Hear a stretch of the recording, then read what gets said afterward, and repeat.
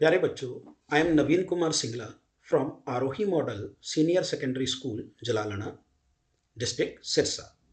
बच्चों, आज इस वीडियो में हम लेकर आए हैं क्लास 10th साइंस का चैप्टर आनुवांशिकता यानी हेरिडिटी पार्ट 1। बच्चों, इस चैप्टर में या इस वीडियो में हमारे सीखने के उद्देश्य क्या हैं, लर्निंग ऑब्जेक्टिव्स क्या हैं। Like begets like. बच्चों, आपने जनन का जो पाठ पढ़ा उसमें आपने पढ़ा होगा कि हर इंडिविजुअल अपने ही जैसे दूसरे इंडिविजुअल्स को बर्थ देता है या प्रोड्यूस करता है। फॉर एग्जाम्पल, जैसे आप देख रहे हैं कि रैट है तो वो रैट्स को ही बर्थ देगा, डॉग है तो वो पपीज प्रोड्यूस करेगा, अगर कैट है तो वो किटन्स प्रोड्यूस करेंगे, और अगर हमारे पास एक कोई मैंगो सीड है उसे हम ग्रो करते हैं तो उससे मैंगो प्लांट ही ग्रो होगा। यानी जैसा हम बोएंगे वैसा ही पाएंगे। तो बच्चों, ये एक फैमिली का फोटोग्राफ दिखाया गया था शुरू में। उसमें आपने देखा कि क्या एक फैमिली के मेंबर्स एग्जैक्टली सिमिलर होते हैं, लेकिन उसके बाद आप देख रहे हैं वीडियो में हमने आइडेंटिकल ट्विंस को शो किया है। जब किसी भी घर में कोई बच्चा पैदा होता है, आपके घर में आसपास किसी मोहल्ले में किसी घर में बच्चा पैदा होता है, तो आपने देखा होगा जनरली जो फीमेल्स हैं, गली मोहल्ले की फीमेल्स हैं, उस घर में जाती हैं और उन्हें बधाई देने जाती हैं।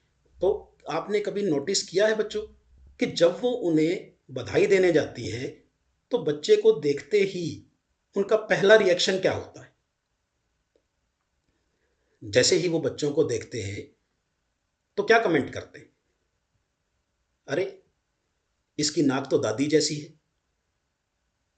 इसके होंठ तो पापा जैसे हैं, इसकी आंखें मम्मी जैसी हैं। यानी जो बच्चा पैदा हुआ है उसको हम कंपेयर करते हैं किसके साथ? या तो उसके पेरेंट्स के साथ या उसके ग्रैंड पेरेंट्स के साथ। तो इससे हमें क्या समझ आता है बच्चों?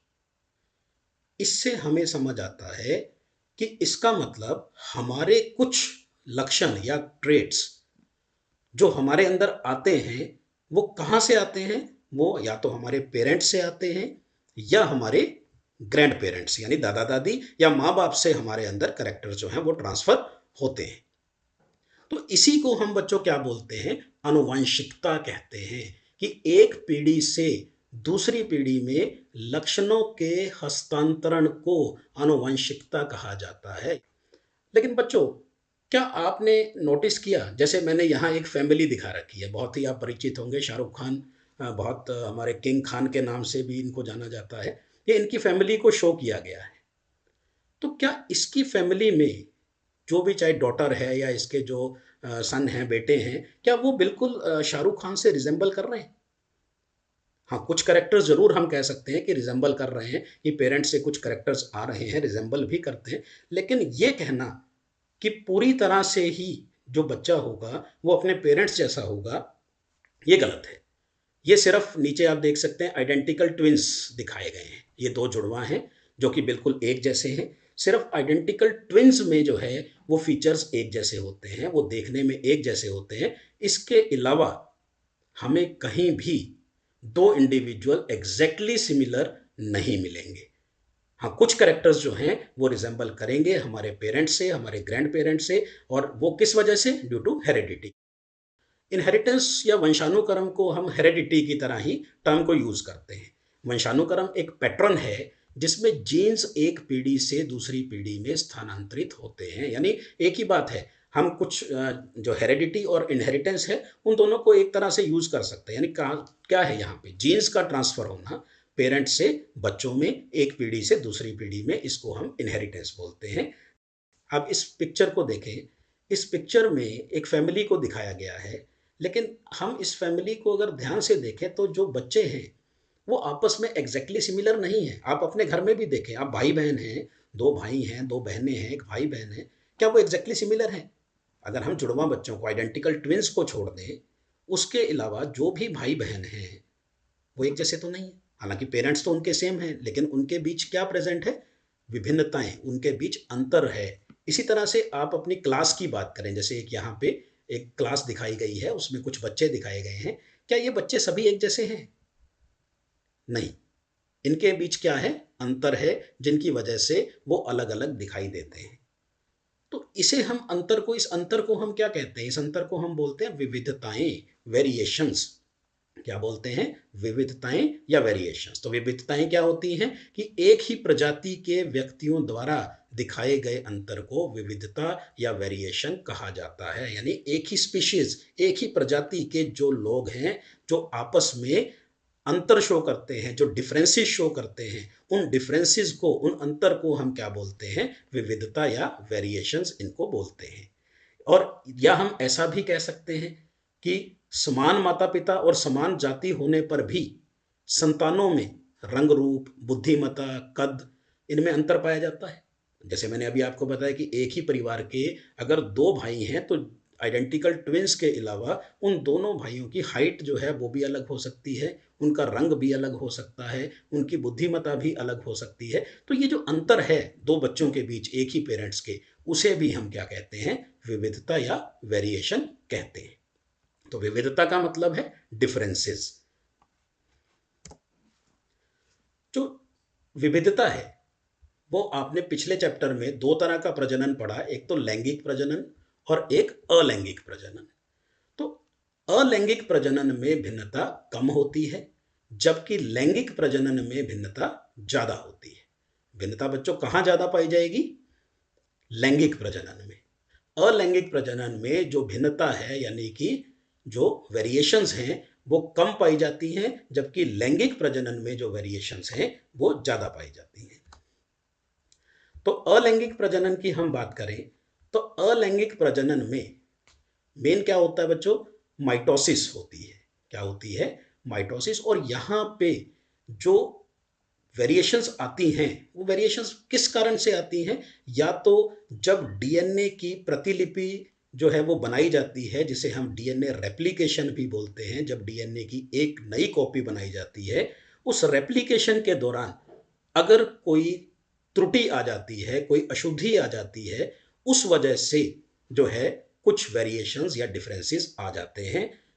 या दूसरा कारण हो सकता है एनवायरनमेंट, कि जो वेरिएशंस हैं, जो डिफरेंसेस हैं अलैंगिक में, वो इन्वायरमेंट की वजह से भी आ सकते हैं। यानी हमारे वातावरण जो है उसकी वजह से भी वेरिएशंस आ सकती हैं। जैसे कि अगर हम एग्जांपल लें, जैसे मैंने आपको बताया कि दो आइडेंटिकल ट्विंस हैं। अब दोनों आइडेंटिकल ट्विंस को, एक को हम किसी कोल्ड कंट्री जैसे कनाडा जैसी कुछ कंट्री हैं उनमें भेज देते हैं, और दूसरे भाई को हमने भेज दिया वेस्ट इंडीज। कुछ टाइम तक वो अलग अलग रहते हैं। तो क्या उन दोनों के बीच कुछ वेरिएशंस आएंगी या नहीं आएंगी? आएंगी। क्या वेरिएशन आएगी बच्चों? जिसे हमने कनाडा भेजा उसका स्किन कलर थोड़ा लाइट हो जाएगा, क्योंकि वहां का जो इन्वायरमेंट है वो थोड़ा अलग है। जबकि जिसे हमने वेस्ट इंडीज भेजा है उसका इन्वायरमेंट अलग है, वहां उसका स्किन कलर थोड़ा डार्क हो जाएगा। तो वेरिएशंस आई ना दोनों में। तो वेरिएशंस किस वजह से आई? Due to environment. तो एनवायरनमेंट की वजह से भी वेरिएशंस यहाँ अलैंगिक में आ सकती हैं।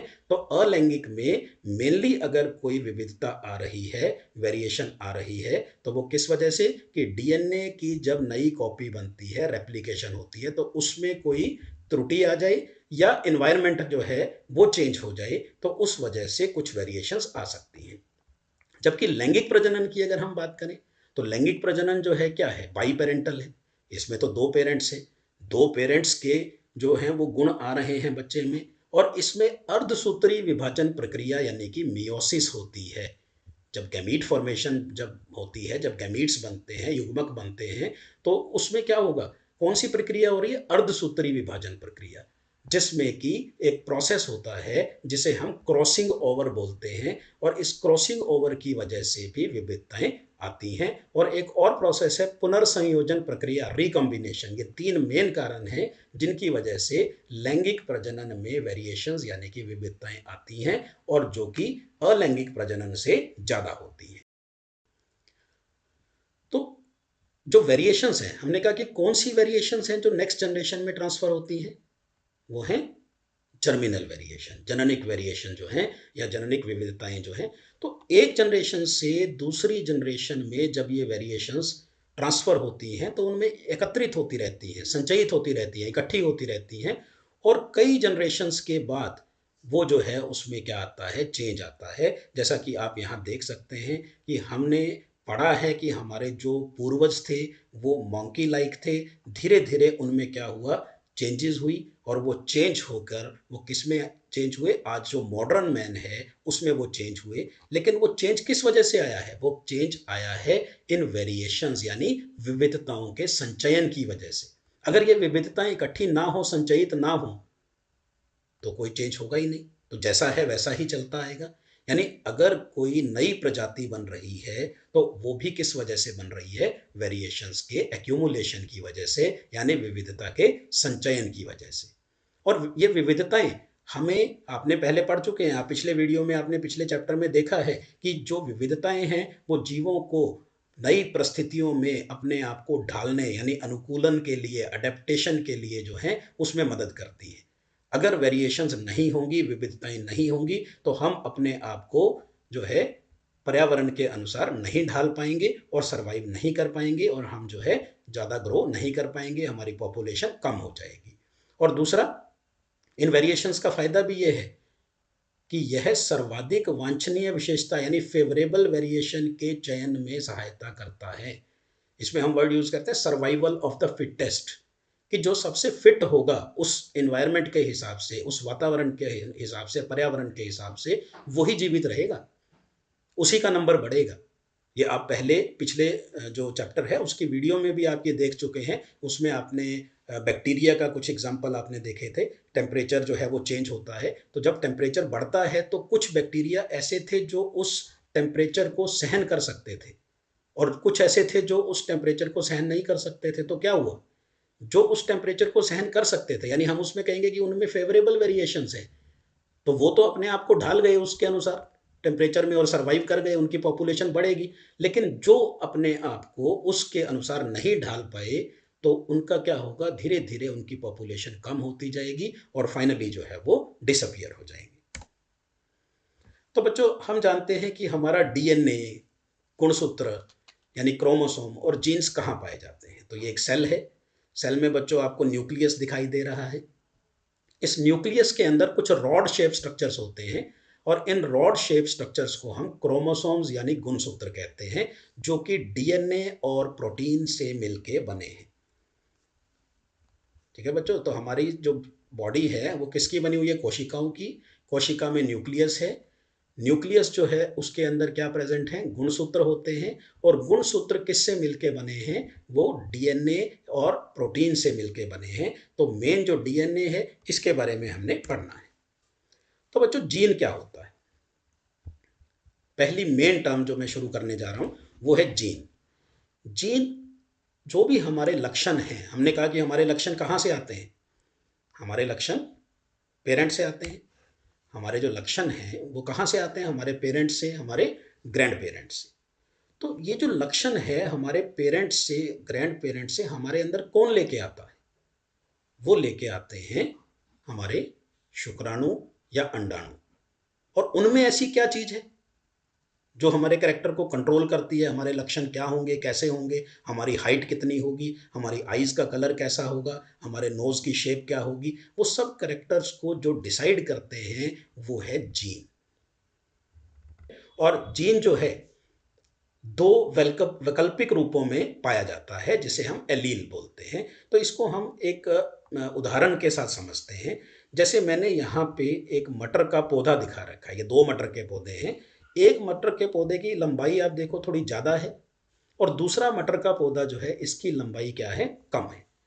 इसको हम कहेंगे टॉल या लंबा प्लांट, और इसको हम कहेंगे डवार्फ यानी बोना प्लांट। ठीक है, तो ये बोना है पौधा और ये जो है लंबा पौधा है।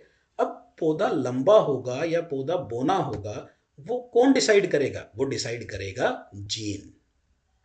अभी आपको बताया कि हमारे जो लक्षण हैं, हमारे जो करेक्टर्स हैं, वो कौन से होंगे, वो कौन डिसाइड करता है, वो जीन डिसाइड करता है। और जीन कहाँ पाया जाता है, अभी मैंने आपको बताया जीन प्रेजेंट होता है गुणसूत्र के ऊपर। ये जो दो येलो कलर के रॉड की तरह जो स्ट्रक्चर दिखा रखे हैं, ये दो गुणसूत्र हैं। दो गुणसूत्र हमारे अंदर, बच्चों आपको पता है हमारी सेल में, हमारी कोशिका में कितने गुणसूत्र होते हैं? 46, जिसे हम बोलते हैं 23 पेयर्स, यानी 23 जोड़े होते हैं गुणसूत्र के। हर जोड़े में दो क्रोमोसोम होते हैं। हर जोड़े में, जोड़े का मतलब क्या हो गया? दो क्रोमोसोम। और हर जोड़े का एक क्रोमोसोम हमारे मदर से आता है और दूसरा क्रोमोसोम हमारे फादर से आता है। एक क्रोमोसोम बच्चों कहाँ से आएगा? मदर से। और दूसरा क्रोमोसोम कहाँ से आएगा? फादर से। तो ये दोनों जोड़ों के जो क्रोमोसोम्स हैं, इनका जो साइज है, देखो आप देख सकते हैं फोटो में, इस पिक्चर में दिखाई दे रहा है कि दोनों का साइज क्या है? सेम है। शेप क्या है? सेम है। साइज सेम होगा। एक जोड़े के जो दो क्रोमोसोम होते हैं उनका साइज, शेप और उन पे जो जीन्स हैं, जैसे यहाँ पे देखो लिखा हुआ है हाइट जीन, यानी यहाँ पे कौन सी किस जीन प्रेजेंट है? हाइट के लिए जीन प्रेजेंट है।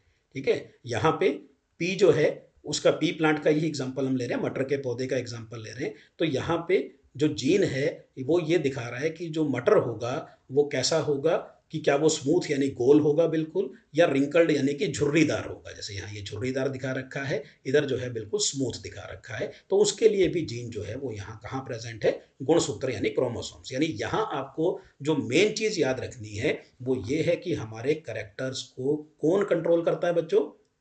जीन्स कंट्रोल करते हैं। ठीक है। और जीन्स कहाँ पाए जाते हैं? गुणसूत्र के ऊपर यानी क्रोमोसोम्स के ऊपर। और हर कैरेक्टर के लिए हमारे दो जीन्स होते हैं। जैसे मैं आपको हाइट का एग्जांपल देता हूं।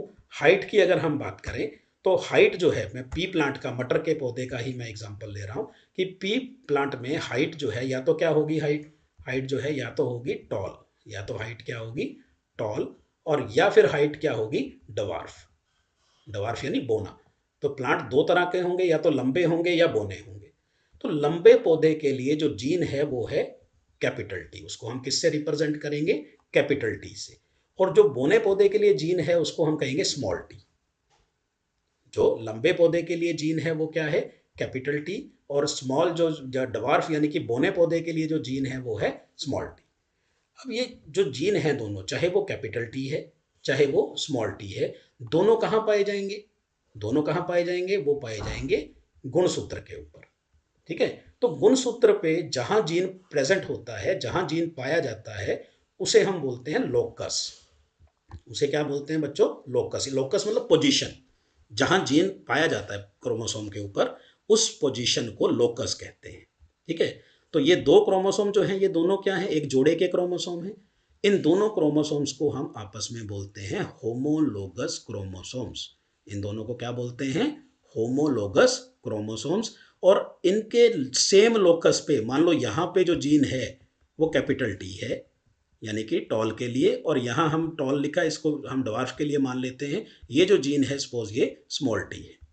तो दोनों जीन्स किसके हैं? हाइट के जीन्स हैं। तो ये एक ही जीन के दो रूप हो गए ना, वैकल्पिक रूप हो गए एक ही जीन के। इन दोनों को आपस में हम क्या कहेंगे? एलील कहेंगे।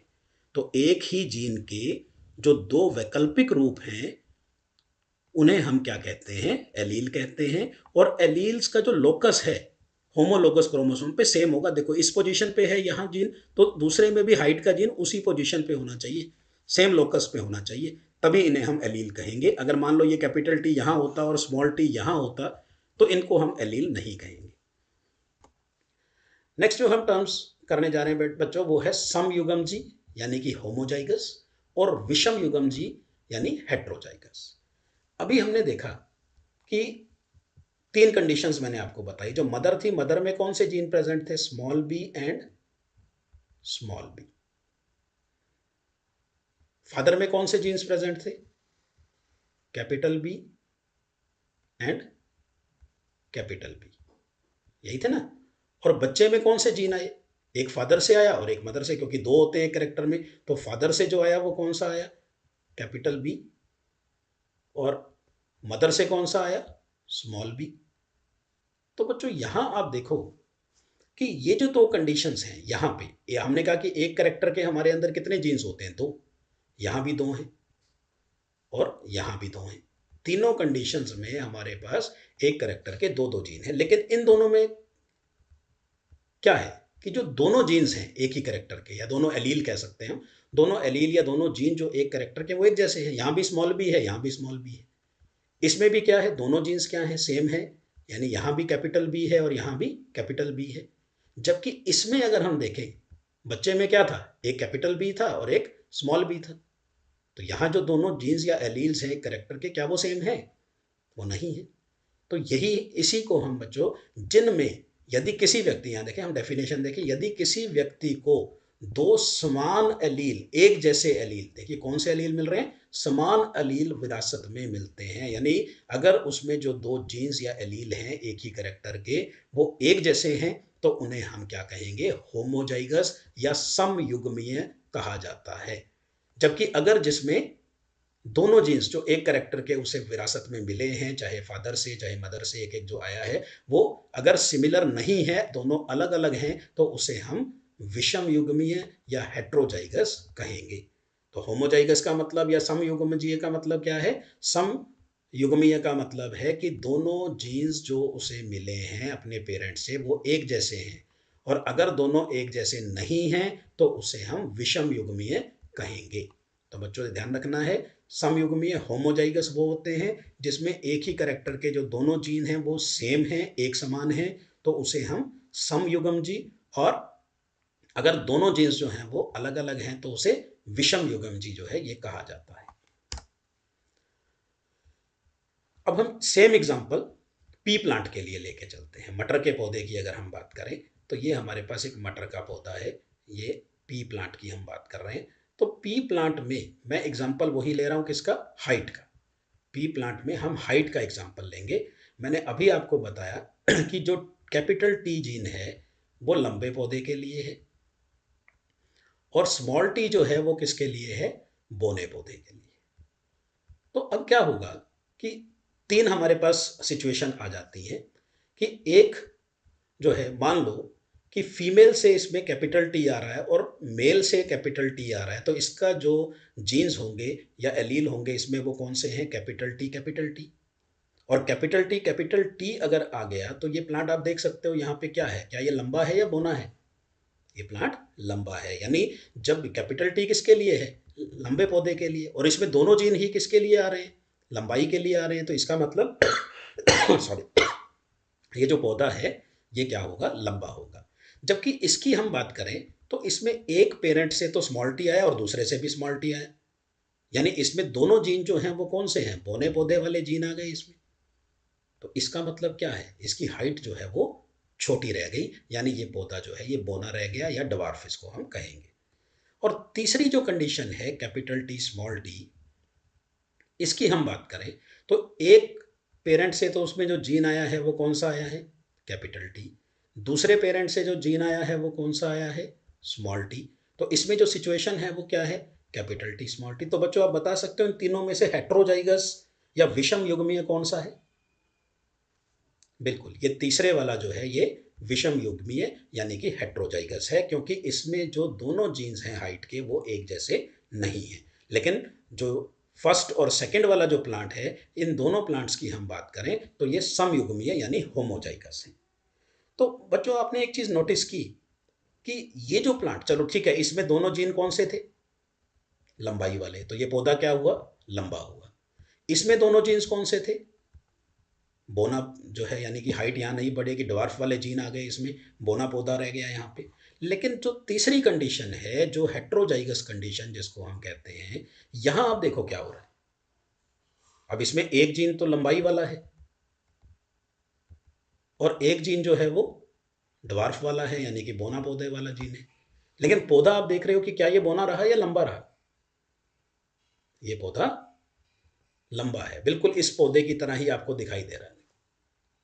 तो इसका मतलब क्या हुआ कि इसमें जीन तो दोनों है, जीन तो इसमें जो है वो लंबाई वाला भी है और जीन इसमें जो है वो डवार्फ वाला यानी बोने पौधे वाला भी है, लेकिन फिर भी ये पौधा लंबा गया। इसका मतलब क्या हुआ कि जब ये दोनों जीन इकट्ठे आए तो इस लंबे पौधे वाले जीन ने अपना इफेक्ट शो कर दिया, अपना प्रभाव दिखा दिया।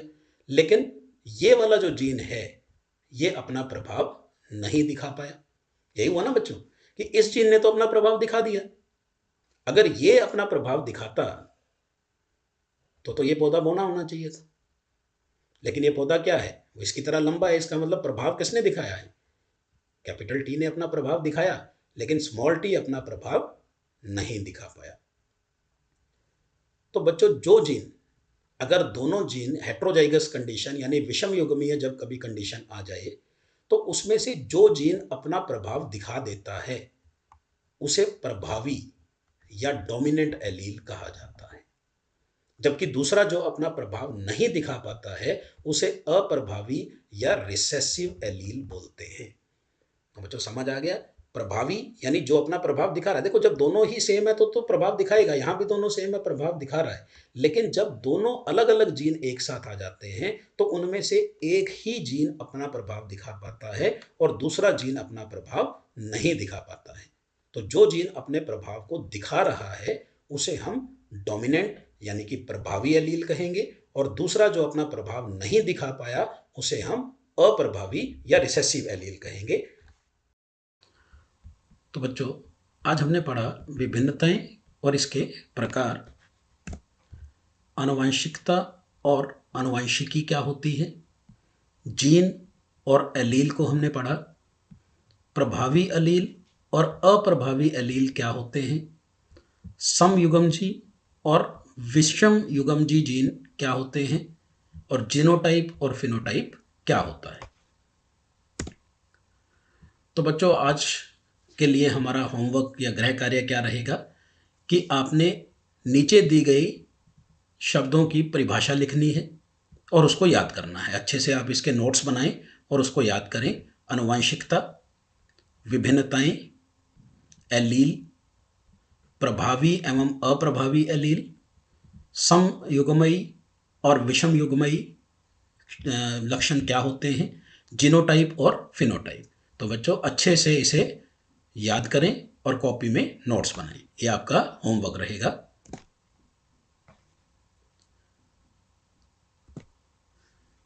तो बच्चों, आपको अच्छे से समझ आ गया होगा कि हेरेडिटी क्या है या उससे जुड़े हुए जो भी और टर्म्स हैं वो आज हमने डिस्कस की। और अब आपको इस वीडियो के आधार पर कुछ प्रश्नों के उत्तर देने हैं। प्रश्न 1,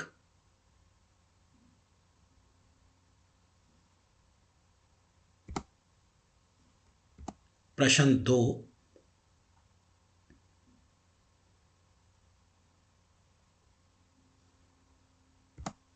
प्रश्न 3।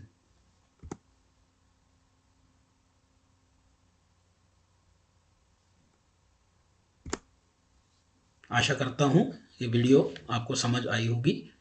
Thank you.